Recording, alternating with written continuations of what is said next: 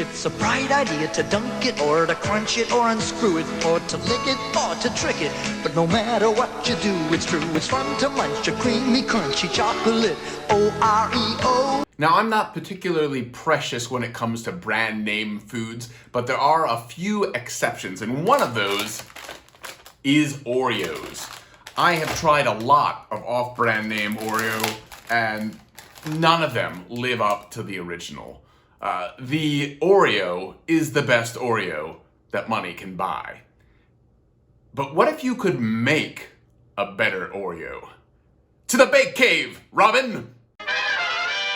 Okay, fine. It's more a kitchen than a cave, but there's still baking involved, so it counts. Now, our first step is going to make those chocolatey wafers of vengeance, which will then be sandwiched around a frosty sweet filling of justice. To the bake mixer! To make the dough, we're going to combine 1 stick of unsalted butter, a half a cup of sugar, 3 tablespoons of light corn syrup, a half teaspoon of baking soda, and a 1/4 teaspoon of kosher salt in the bowl of a standard mixer. Using a paddle attachment, mix on low speed until moistened, and then increase to medium and beat until light and fluffy, about 5 minutes. Make sure about halfway through to scrape down the bowl with a spatula, just in case the machine didn't get everything. Human mechanisms are made by human hands, Robin. None of them is infallible. It's a lesson which must be faced. Next, you're going to sift 1 1/4 cups of all-purpose flour with 1/3 of a cup plus 1 tablespoon of cocoa powder, and then sprinkle that into the butter mixture while mixing on low. Once it's formed a stiff dough, turn off the machine and use your hands to knead it into a smooth ball, and then divide in half and flatten into discs. Will Joe use the dough immediately? Will he wrap it in plastic and refrigerate for up to 1 week?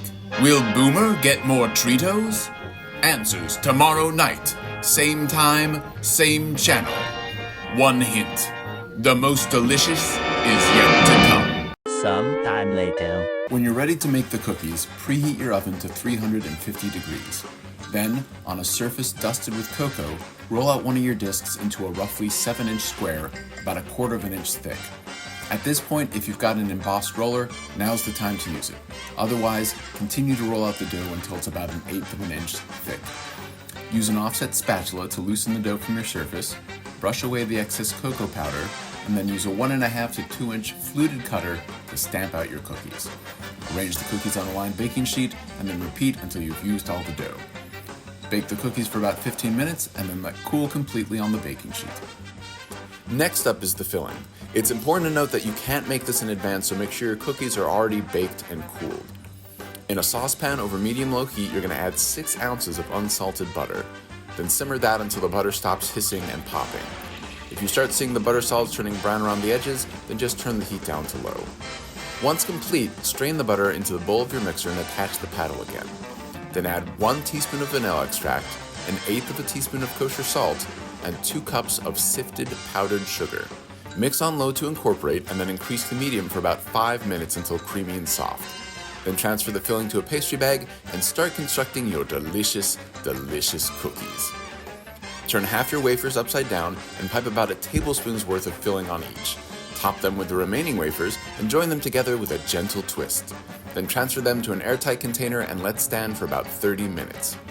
The cookies will be good for about a week at room temperature, up to a month in the fridge, or 3 months frozen.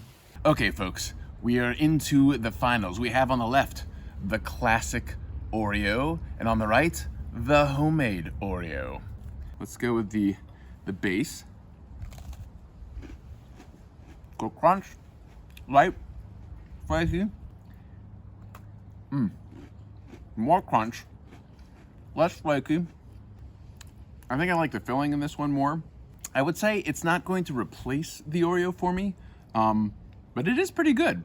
I'd probably make them for the holidays or for gifts or something. I will say it is super messy to make these. There was cocoa powder everywhere. So that's the one downside. Better than I expected. Didn't beat out the Oreos, but I would definitely make them again, and you should try as well. Until next time, I'll see you on the next episode of Am I Hungry or Am I Bored?